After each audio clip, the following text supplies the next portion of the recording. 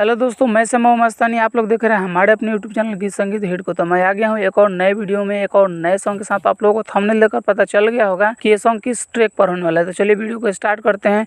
उससे पहले कि आप लोगों ने हमारे अपने चैनल गीत संगीत हिट को सब्सक्राइब नहीं किया है तो कर लीजिएगा, और अपने लिए पर्सनल सॉन्ग लिखवाने के लिए हमारे दिए गए नंबर पर कॉल कीजिएगा। तो चलिए स्टार्ट करते हैं आज का वीडियो मुखड़ा के साथ। मजा नइखे आवत तब मारे में कई गो के दिले बारू कुंवारे में। अरे मजा नइखे आवत तब मारे में कई गो के दिले बारू कुंवारे में। जब जान रहू तू लई हर लागल रहू बोल कारे में।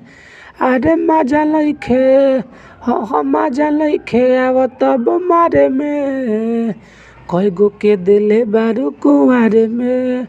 अरे मजा नइखे आवत तब मारे में कई गो के दिले बारू कुंवारे में। तो ये था मुखड़ा। उम्मीद करते हैं कि आप लोगों को अच्छा लगा होगा। अगर अच्छा लगे तो एक लाइक ज़रूर कीजिएगा। तो चलिए चलते हैं अपने फर्स्ट अंतरे की तरफ। अरे कमे उमरिया में कइलू का लेके लहरी में कवनो के गइलू का। अरे कवनो के संगे कुछ कइले रहू का, कवनो लइका के ढोरिया देखैले रहू का। जब जान रहू तू लई हर अरे लागल रहू लहंगा सारे में। मजा नइखे आवत तब मारे में कई गो के दिले बारू कुंवारे में।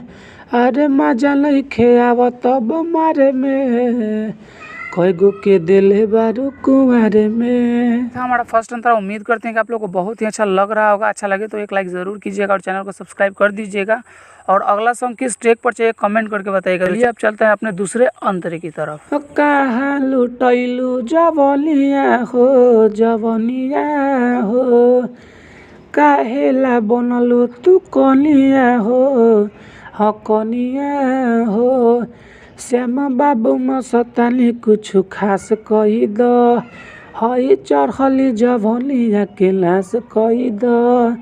अरे जब जान रहू तू लई हर सब लोग रहे चिरे फारे में। अरे मजा नइखे आवत सुन मारे में कई गो के दिले बारे कुंवारे में। मजा नइखे आवत सुन मारे में कई गो के दिले बारू कुंवारे में। तो ये था हमारा पूरा सॉन्ग। अगर आप लोगों को अच्छा लगा होगा तो लाइक कर दीजिएगा, और ऐसे ही ढेर सारे सॉन्ग पाने के लिए हमारे यूट्यूब चैनल गीत संगीत हिट को सब्सक्राइब जरूर कर लीजिएगा। और आप अपने लिए पर्सनल सॉन्ग लिखवाना चाहते हैं तो हमारे दिए गए नंबर पर कॉल कीजिएगा। तो चलिए मैं जाते जाते यही कहूँगा कि गाइए और हिट हो जाइए। तब तक के लिए मिलते हैं किसी दूसरे वीडियो में किसी दूसरे सॉन्ग के साथ। तब तक के लिए नमस्कार।